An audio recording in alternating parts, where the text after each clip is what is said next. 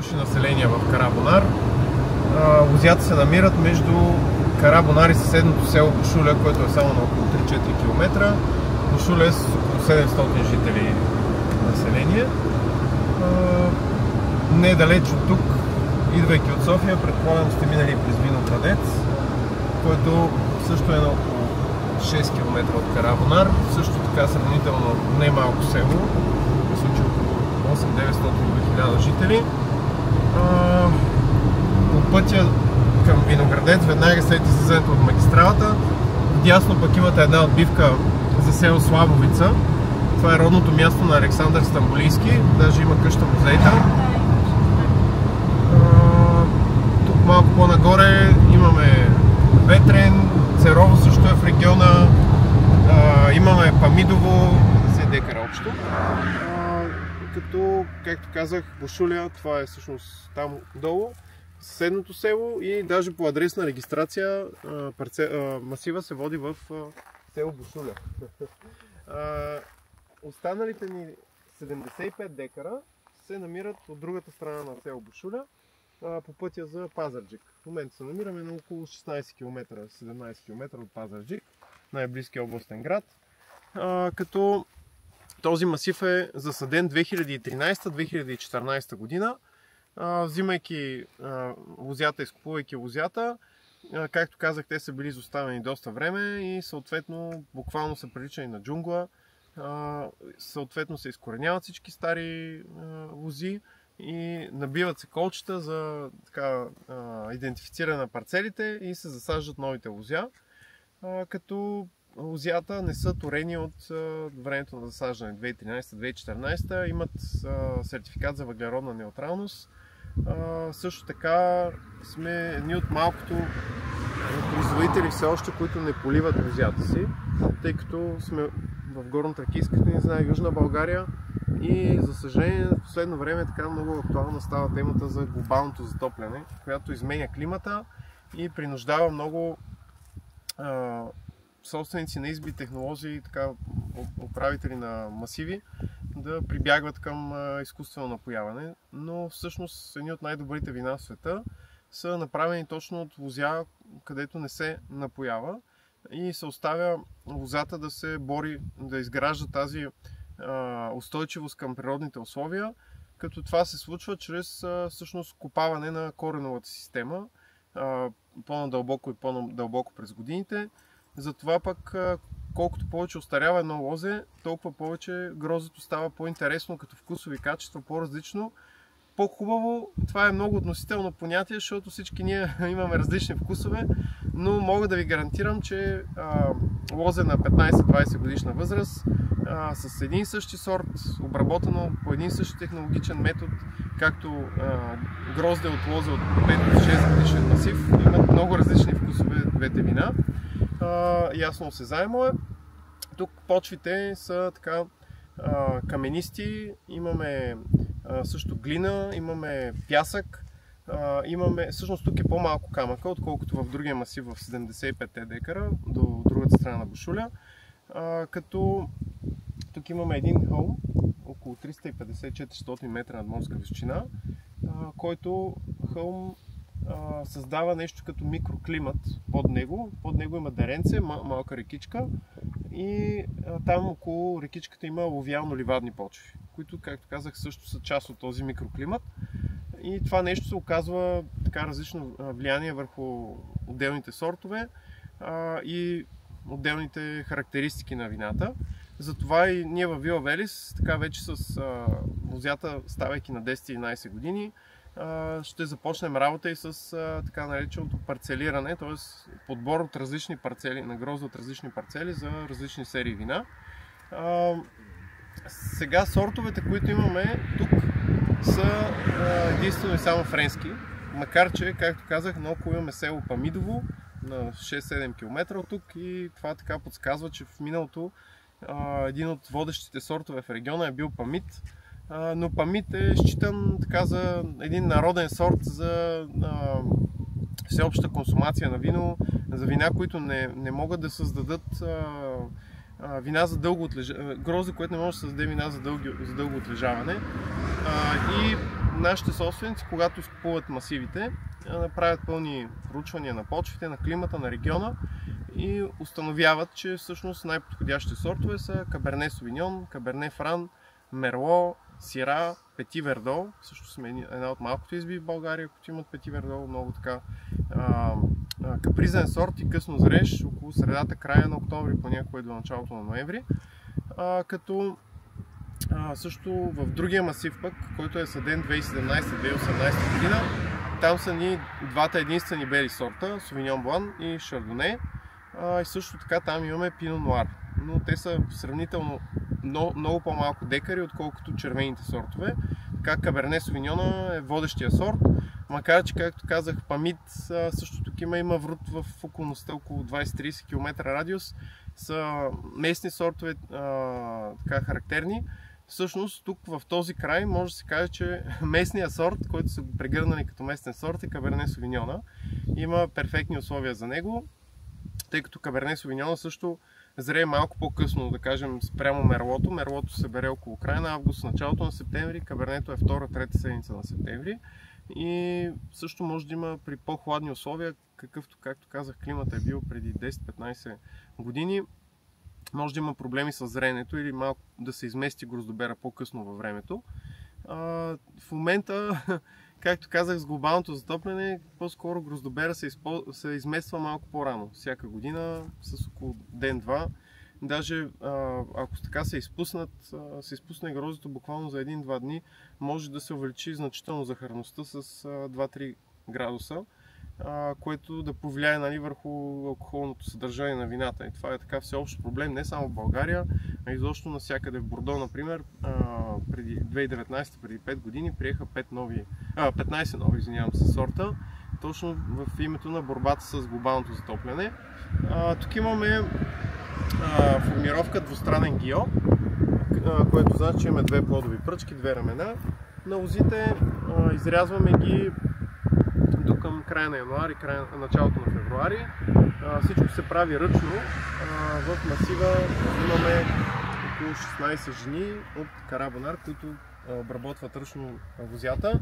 Имаме агроном, имаме тази постройка там, която е складова постройка, и в нея така се съхранява техниката, всичко необходимо за обработка на масива.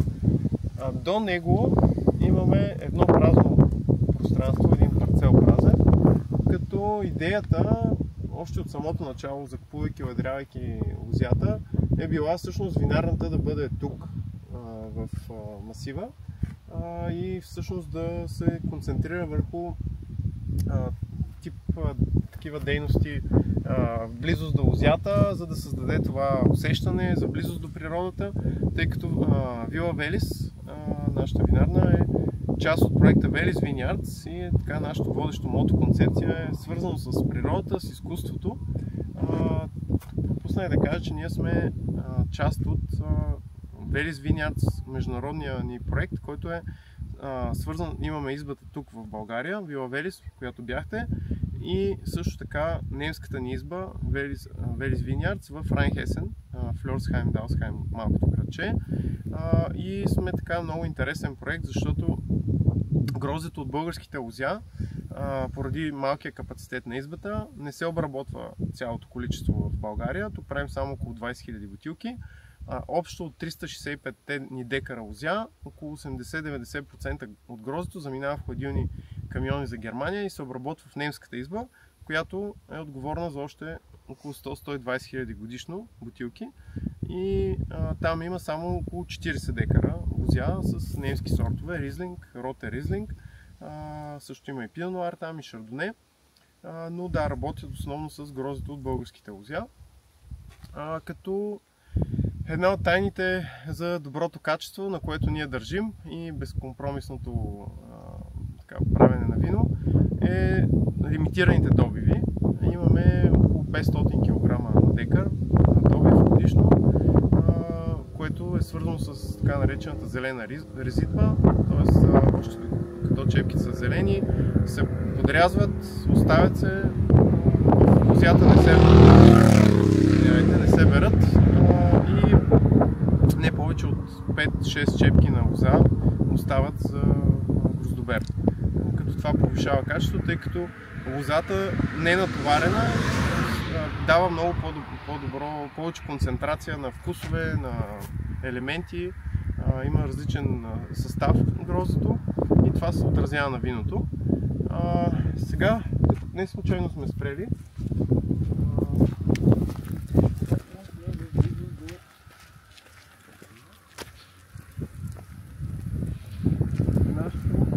Нашата гордост. Тя само внимателно на главния път между Карабона и Бушолесно. Ще ви заведа в близост, за да може да разгледате по-силно. Казвайки нашата гордост, това е нашето старо лозе с Каберне Совиньон, официално регистрирано по документи през 1971 година, но може би възрастта на някои от лозите в лозето е много по-стара. Може би поне 60-те години назад, може да има и още по-стари лоза, тъй като някога не се е водила стрикна документация за всички манипулации, всички процеси в лозята. И съответно може да е било засадено много отдавна лозето, след това част от лозите изсъхнат и да бъдат заменени, презасадени с нови лози, но никой не е наясно точно каква е възрастта. Но това е едно от лозите, които се взимат в началото, общо 7 декара, което изглежда от е съставено почти пред загиване. И всъщност нашите собственици започват постепенно да го възстановяват и успяват да го възстановят, да го спасят. Като това е единственото лозе в България, регистрирано официално в Световния регистър за стари лозя. Тоест имаме и по-стари лозя, може би в България, но това е единственото, което е регистрирано. И имаме една така винена журналистка, винен критик, Жансис Робинсън от Англия. Тя е написала специална статия за това лозе от Каберне Совиньон, което е част от световното културно наследство. И естествено добивите от него са много по-ниски. Като също пропуснах да кажа, в основния ни масив имаме около 500 лозички на декар засадени, докато тук имаме сигурно 200-300, двойно по-малко. Както казах, това е свързано с способността на лозите да се приспособяват, но старейки също коренната система се развива надолу и има по-голяма конкуренция за водата. Това, което също не споменах, е, че почвата е различна на всеки 40-50 см, имаме различен слой и затова, копайки по-надълбоко корените на лозата, достигат до различни елементи. И затова се променя гроздето и съответно вината. Като тук единствено нашия агроном лично подрязва лозето, никой друг не влиза в него, тъй като изисква специални грижи, специално внимание. Но ето, че така вече изглежда в добро състояние, доколкото е възможно. Добре,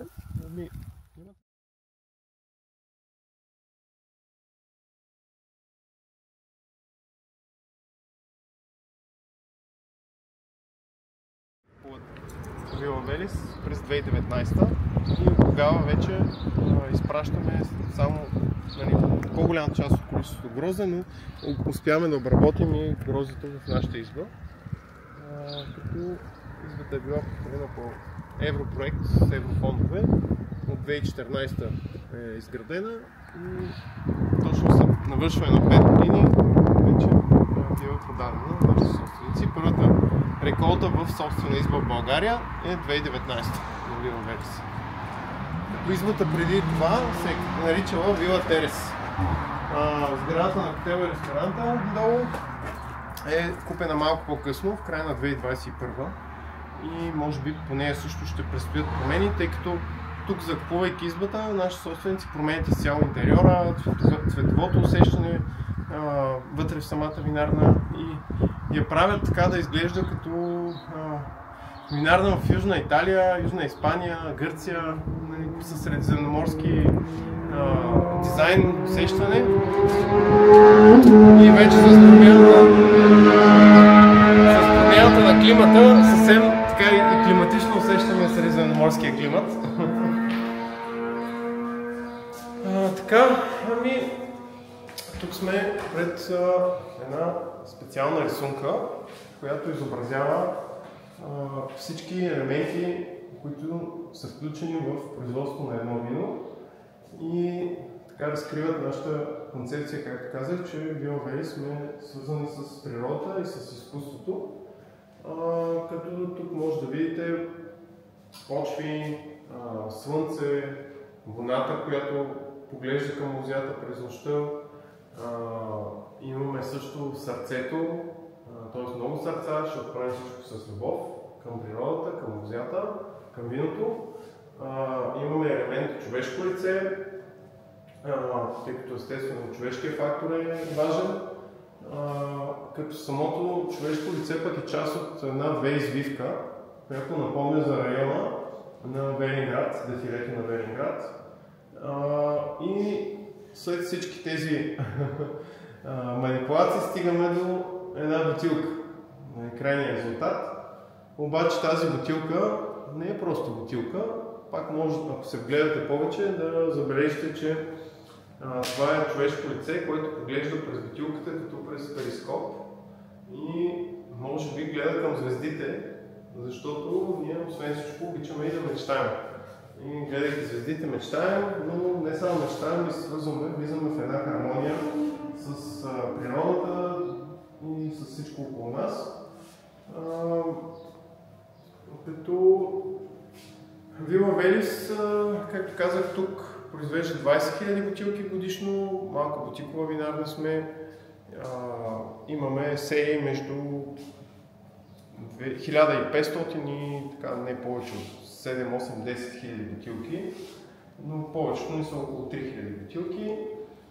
Не присъстваме в вериги, нямаме нисък ценови клас, нямаме bag-in-box предлагане, имаме единствено и само среден ценови клас и резерви.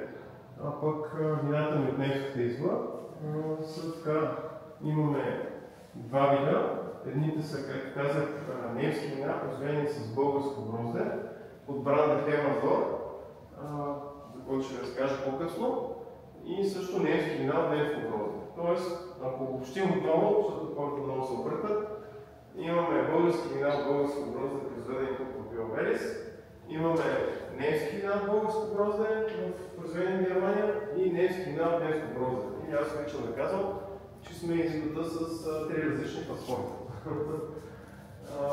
Но хората наистина много често се объркат. В по-голямата част на ориентация можем да кажем, че Велес Винярдс, вината от Велес Винярдс са с немски произход. А вината с BioValley на етикета, на наименование с български произход, но и това не е точно така. Ще разберете пак защо. Вие имате ли някакви други въпроси? Също така, много важно нещо от концепцията ни е, че, както казах, ние сме в горно-тракийската низина. Съответно всичко тук е свързано с култа към траките, с историята, традицията на траките. И не случайно предишната винарна се наричала Вила Терес, като Терес е владетел на Одринското царство, тракийски. Тук обаче ние сме решили, нашите собственици, че искаме да създадем концепция, свързана с мястото, с теруара и как това е постигнато. Нашите собственици дълго време прекарат в проучване на пекарене всъщност в едни от най-добрите винарни света в Бордо, Бургундия, Шампан, Италия, и там така откриват много нови идеи, как нещата се случили там, запознали с тяхната история. И случайно попадат на един древноримски автор, Маркус Валериус Мартиалис, който е пишел произведение, наречени епитеми, между 80 и 100 години преди новата ера. И съответно в тези епитеми се осмива градския начин на живот на аристокрацията и се така окружава хората да живеят по-простено, близо до природата, далеч от големия град, като в едно от тези произведения той използва сентенцията Quod sis esse velis nihil malis, което значи от латински пожелай си да бъдеш това, което си и нищо повече. И всъщност, разкривайки ви всичко в лозята, което правим, не поливаме, не пръскаме само минимално, ние се стремим точно към това вината ни да са просто един израз на природата или това, което са, това, което идва от природата, даровете на природата. Добре?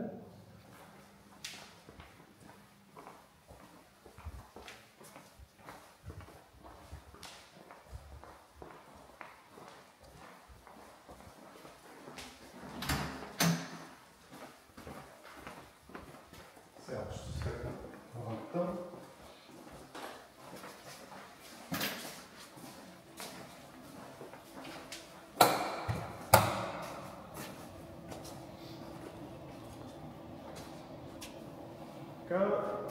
Както виждате, виното не се различава много от хората, както минава през динамични периоди на бурна ферментация, на ферментация, така има нужда от тишина, спокойствие и хладина, както сме и ние, особено това.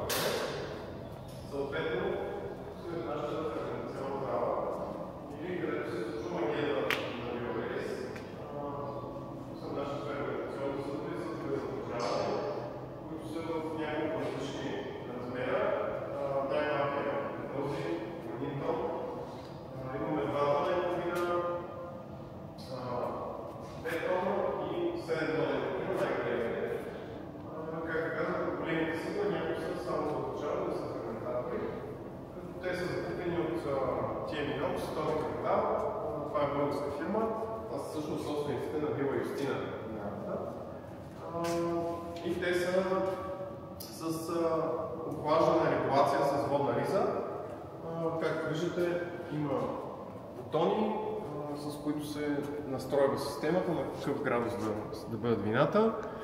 И съответно това нещо се прави при ферментация и при отлежаване. Се поддържа тази температура по преценка на технолога. Като една от тайните на Вила Велис е, че ние отлежаваме доста дълго вината в бутилка. Това ни прави много различни, много отличителни като стил от много други изби на пазара. Така, например, белите вина отлежават около 4-5 месеца върху финни утайки след ферментация. След това се бутилират, след бутилиране отлежават още поне 2-3 месеца преди пускане на пазара.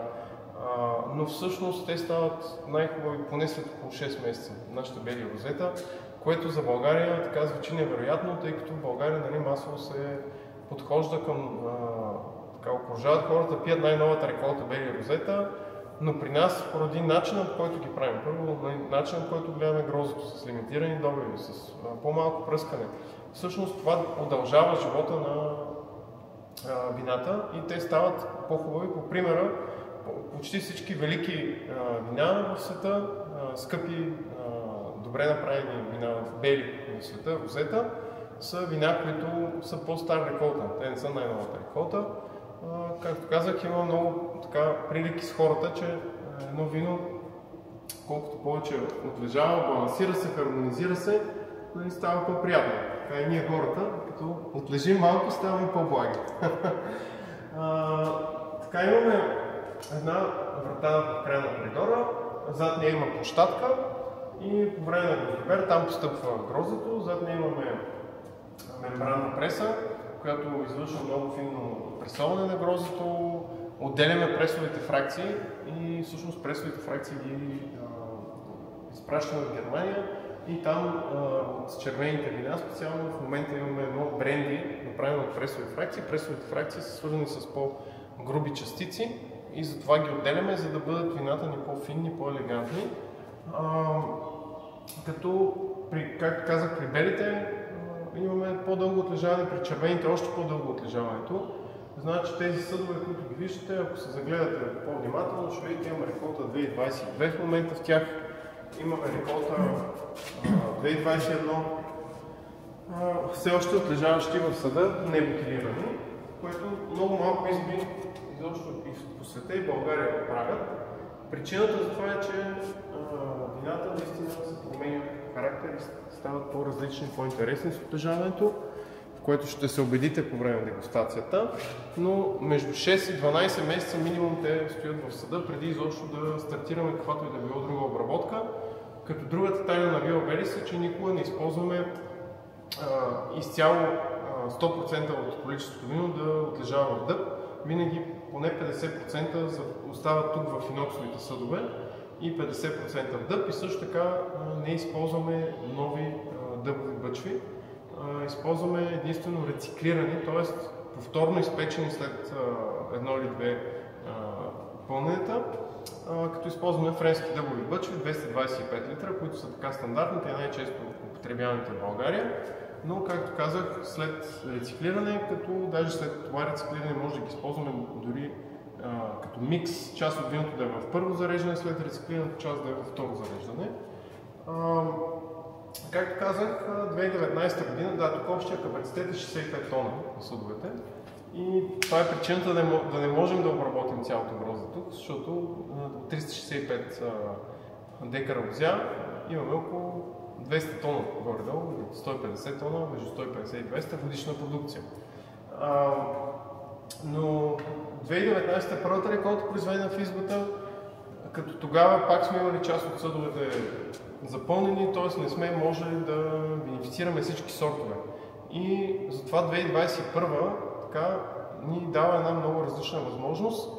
Всеки един от основните червени сортове, Каберне Сувиньон, Каберне Фран, Мерло и Сира, да са в отделен съд, тъй като когато се купажират заедно, т.е. се пажират, ферментират заедно вината, тогава имаме различен характер. Когато са по-отделно, можем да проследим как всеки отделен сорт се развива, какви характеристики носи.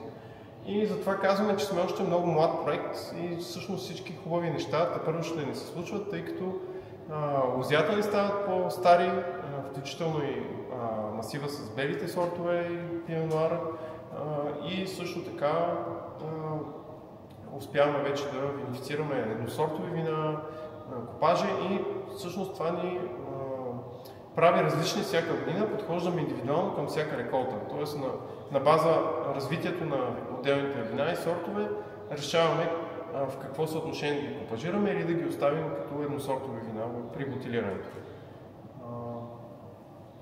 Един въпрос. Да? Рециклирането на бъчките, вие ли си го правите? Не, отделна фирма и ние купуваме директно готови бъчви, ги доставят при нас. И след като ги използваме, или се изхвърлят, или се... Мисля, че ние не сме препродавали, много другите изби ги препродават, като даже бъчва, която е използвана около 3-4 пъти. Много често се дава на тези тип домашни производители, които нямат нищо против да използват, макар че след вече трето-четвърто ползване бъчвата не отдава вкусови качества. Всъщност това е причината ние да искаме само 50% от количеството в рециклирани бъчви да го съхраняваме, тъй като не искаме тези вкусове от дъба да натоварват сортовия характер, характеристиките на отделните сортове. И по този начин изразяваме повече теруара, мястото, гроздото, почвата, отколкото дъбовите вкусове. Тези, които ферментират само в такива съдове, да? Не ги слагате повече дъбови бъчви и така нататък. Директно така си... Те влизат в серия Villa Velis, която е пък най-така серията с още по-малко отлежаване в дъб на вина. Там или нямаме никакво отлежаване при червените, за белите е ясно, защото там не отлежаваме в дъб. Макар че за първи път тази година, това беше до реколта 2023, за първи път сме заложили, понеже така и лозето по-старя и виждаме голям потенциал в нашото шардоне, сме заложили около 5 бъчви с шардоне. И ще имаме така бариково шардоне, както се казва, за реколта 2023, но то все още отлежава там. Но да, в Villa Velis червени вина серията имаме най-много 2-3 месеца отлежаване в дъб или изобщо нямаме никакво, което пак го решаваме на момента спрямо как събития и ивенти, свързани с изкуството, включително театрални постановки. Тук в далечината, само извинявайте, ще мина, сме правили летен фестивал и това е било нещо като сцената, Белослава идвала да пее в винарната. Тук са били разпълнени шатри с столове, маси, хората да могат да се наслаждават на виното, на компанията. Пък тук имаме, как казах, картини от така млади автори. Предимно и това е един вид съпорт за изкуството. Хората свързани с изкуството, които имат нужда да бъдат подкрепени, да не забравяме за тях. Защото самите ние, всичко това, което когато правим нещо с любов, ние правим изкуство. И за нас виното е изкуство.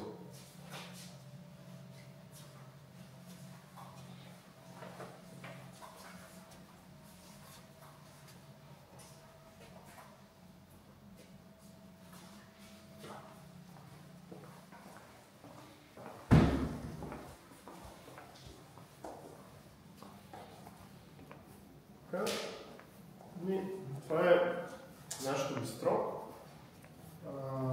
Wine and Tapas бистро го наричаме, защото първоначалната идея, когато са закупили нашите собственици винарната, заради това, че се намираме на главен път за Велинград, имаме много голям поток от хора и са искали да го направят като тип неангажиращо бистро, кафене, където хората да седнат, да изядат някаква малка хапка, сирене, круасан, да изпият чаша вино, кафе, за бързо и така да си продължат по пътя, но не сме го осъществили все още. За момента го използваме като дегустационна зала, като тук също е подменен интериор, с изключение на дървения ламинат, като той придава и камината. Те придават така много топло усещане, много автентичност и затова сме ги запазили. Естествено имаме много красива гледка, това е същата идея да сме пак близо до природата, да не сме далеч от нея. За съжаление, лозята от среща не са собственост на нашата винарна, защото най-вероятно ще забележите, че не са в прекрасно състояние, но не можем всичко да осъществим за един живот. Затова винарството е нещо, което така, в нашия бранш обичаме да го казваме. Нещо, което едното поколение го започва, но то остава или за следващото, дори и за последващото. Да го развие в пълния му блясък, по начин, в който да изглежда естетически